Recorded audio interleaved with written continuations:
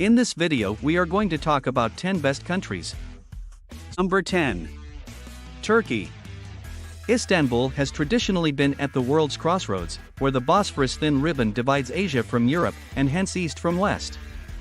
It has recently elevated its position with the launch of a game-changing international airport that intends to be the world's largest after air travel returns to pre-pandemic levels, and it has won admirers among our readers for its modern design and spectacular duty-free shopping zone.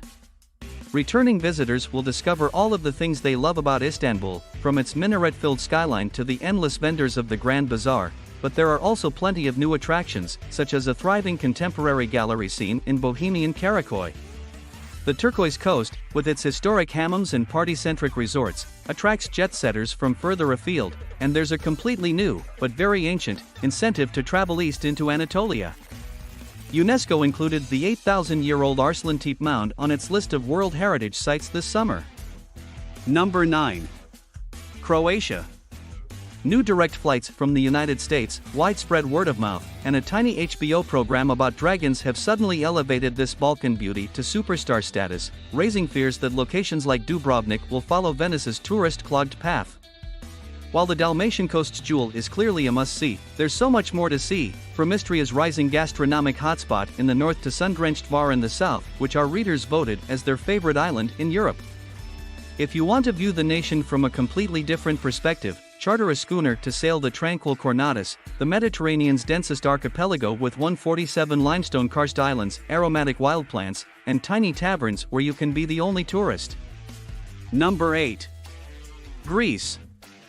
It was very much on purpose if it seemed like everyone you knew went to Greece this summer. In May, in need of tourist revenue, the country opened its borders, crossing its fingers that people would return, and they did, in droves. The crystal Aegean waves pulled us back to our favorite islands, 6 of which you voted into the top 10 on this year's Best Islands in Europe list: Crete, with millennia of mythological history, off-the-beaten-path Paros, UNESCO-listed Rhodes, car-free Hydra, delightfully remote Zakynthos, and whitewashed Mykonos, which is slowly growing out of its party-hardy reputation. But don't forget about Athens. The ancient city lent into a scrappy, creative energy as it rebuilt itself following a debilitating debt crisis, yielding forward-thinking eateries, avant-garde galleries, and fashionable hotels that put Athens among Europe's unexpectedly coolest towns. Number 7. Iceland. The eruption of the Geldingadalur volcano in Iceland's Reykjanes Peninsula this year had a symbolic quality to it, that red-hot lava, like the rest of humanity, was poised to erupt after being trapped inside for a long time in the lava's case, 782 years.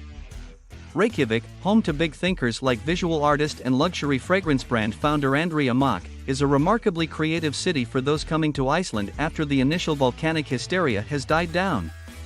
The Reykjavik edition, the capital's first hotel befitting of its posh reputation, opened this fall, and while it would make a fine home base for a long weekend, the government is attempting to reverse over tourism trends by encouraging guests to stay longer and slow down. While other locations trimmed their tourism budgets in 2020, Iceland upped its by 40%, with plans to restore infrastructure in Instagram-famous spots like Stolagil Canyon. They've also established 2 new circuits to relieve overcrowding on the tourist-clogged Ring Road, the 590-mile Westfords Way and the 155-mile Diamond Circle. If you're motivated, you can use their new international remote worker visa, which permits Americans to stay and work for up to 6 months. Number 6. Italy. Many of us could only live La Dolce Vita vicariously through Stanley Tucci's new CNN travelogue, Luca Guadagnino's HBO miniseries We Are Who We Are, and iPhone recordings of locked-down Italians singing from their balconies. New openings, events, and designations will attract tourists from the boot's top to its toe and beyond.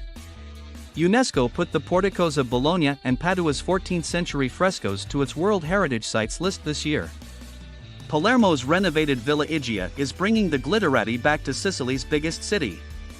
It's one of many new hotels in Italy, including a 14th-century Dominican convent in Sicily and a 1,000-year-old castello in Umbria.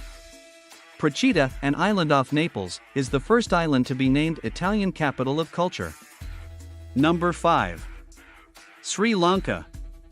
This South Asian country crams a lot of punch into a teardrop-shaped island only slightly larger than West Virginia. Think vibratingly green high-elevation tea plantations, national parks with sloth bears and endangered elephants roaming free, and pleasant surf towns that, if you squint, could be Costa Rica or Nicaragua 10 years ago.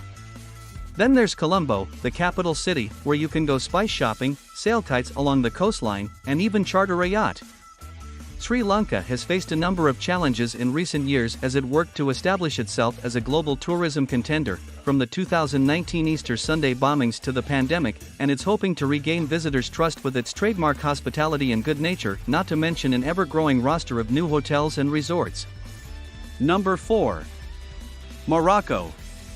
Morocco has traditionally been a gateway for Western travelers, not only to the African continent but also to the Arab world as a whole.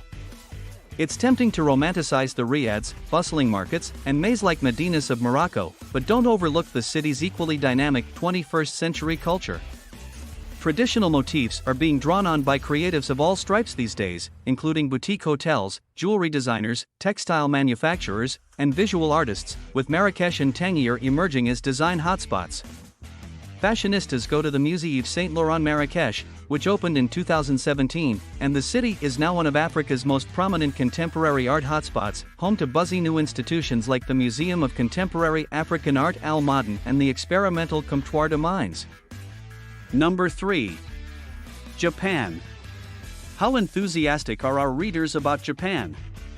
In our list of the best large cities in the world, Tokyo, Osaka, and Kyoto took the top 3 spots. Last year, the capital was preparing to host the Summer Olympics with a new national stadium designed by Kengo Kuma and inspired by Edo period temples.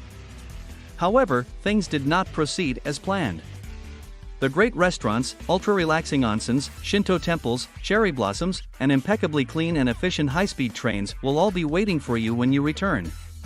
But in this futuristic nation, there's always something fresh to discover. A thriving gin scene? Sure. A $15.99 hilltop castle with overnight stays available? Certainly.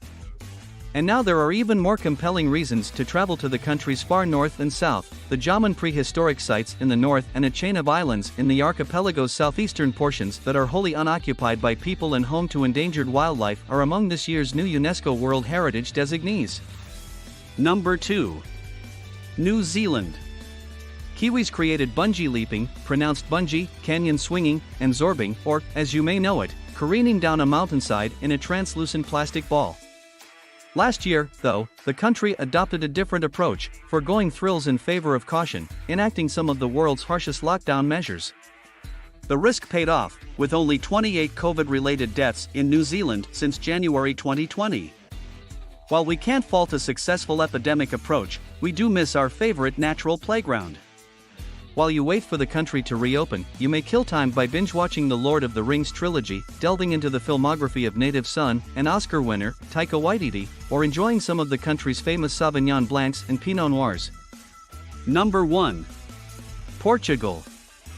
Portugal has transformed from a budget-minded underdog to a major player that can rival Spain and Italy. Even as it suffered under a 40-year authoritarian regime and a flailing economy, Portugal was brimming with sensory delights, intricate blue and white azulejo tiles, the intoxicating aroma of oven-fresh pastéis de nata, the mournful chords of live fado music, the bracing chill of a crisp vinho verde or the nectary sweetness of a port. Lisbon's yellow trams and towering San Jorge Castle are easy to love, but direct flights to Porto from the US invite guests to discover the second city's contemporary culture, including the world of wine quarter. So what? Repeat visitors can choose from the terraced hillsides of the Douro Valley, the underrated wines of the Alentejo region, the surfer havens of the Algarve, or the volcanic views of the Azores, which look like Hawaii. What do you think about our video? Please let us know in the comments area below. If you enjoyed this video and would want to hear from me again, please subscribe and turn on the notification before leaving. Thank you for watching us.